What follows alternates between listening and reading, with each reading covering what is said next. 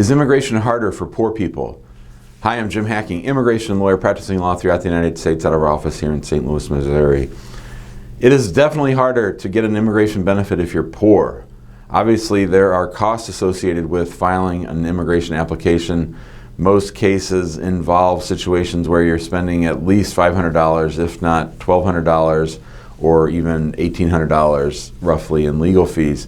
You know, it's an expensive process, and I always tell people love is expensive, citizenship's expensive. Now, these are important benefits, so sometimes people are willing to pay the filing fees and even hire a lawyer to help them, and I think that's important. But we want to talk today about sort of the side consequences of poverty and sort of, you know, whether USCIS treats poor people differently than they do affluent people or people of means. And in the last couple years, I've definitely seen a trend to making life harder for poor people at immigration. And I've had some interviews lately where this has come up, and I'm talking about the logistics of poverty. And what I mean by that is, you know, let's take a marriage case, for example. In a marriage case, you want to prove that the marriage is valid, and one of the ways that you do that is by getting financial records and showing that the couple lives together, has commingled their finances. But some of the clients that we have, you know, they're living in people's basement. They're struggling to get by. One spouse might be working for a while and then they might not. You know, I had an interview the other day where the U.S. citizen was sort of temporarily employed. Sometimes she had a job, but most times she didn't. And it just seems to me that it makes it harder. Now, I'm not complaining. I'm not saying that this is unfair. I do think that sometimes officers are harsher on poor people, and I do think that's unfair. But I was just thinking in this interview about the logistics of proving a case when you don't have a lot of money. And it's just a different problem. You know, let me give you an example. So we have a couple doctors who are our clients, and they just got married, and they both have, you know, large earnings, big, you know, they have big salaries. And it's relatively easy for them to show trips with each other, or for them to show even spending time with each other. Now, they work a lot because they're doctors, but they also are able to take trips and document that, and that's all good evidence. And I had another interview the other day with a poor couple, and they haven't had the money to take any trips. So it's a hard thing. I'm really going to have to think about this, because obviously, USCIS should treat everybody fairly and should treat everybody the same. Now, they certainly don't, and I think there's certain officers who come after people for just being poor, and I think sometimes the difficulties that people have in demonstrating their marriages comes from the poverty. I was also thinking about this in relation to the fee waiver. Now, USCIS does have procedures to allow people to apply for a fee waiver, and that is if they are on food stamps or if they can document governmental help, they might be able to get out of having to pay the filing fee for a naturalization case, for instance, or for a green card.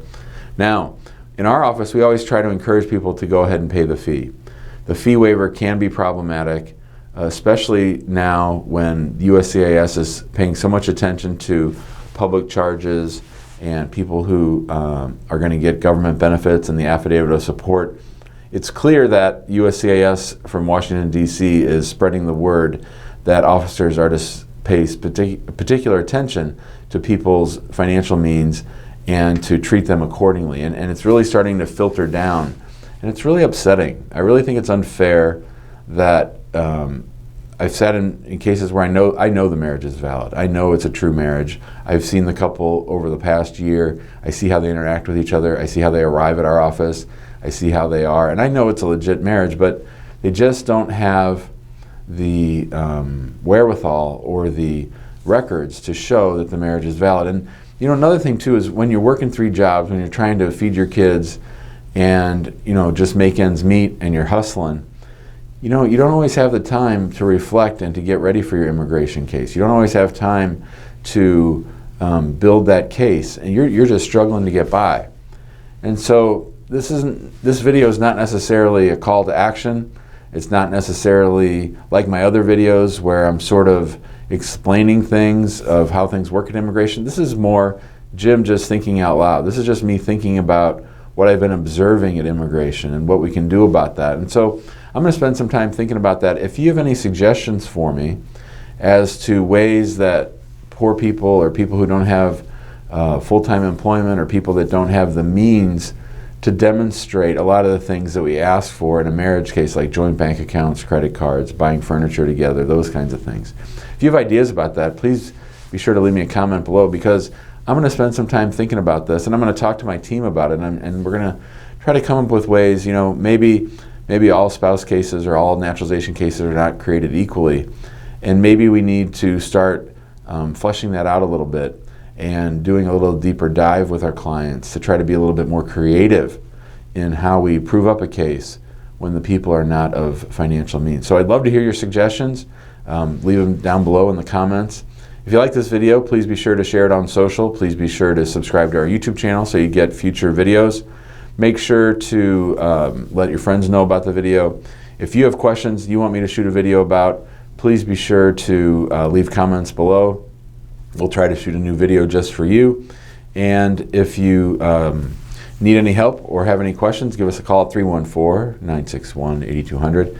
You can always email us at info@hackinglawpractice.com. Thanks a lot and have a great day.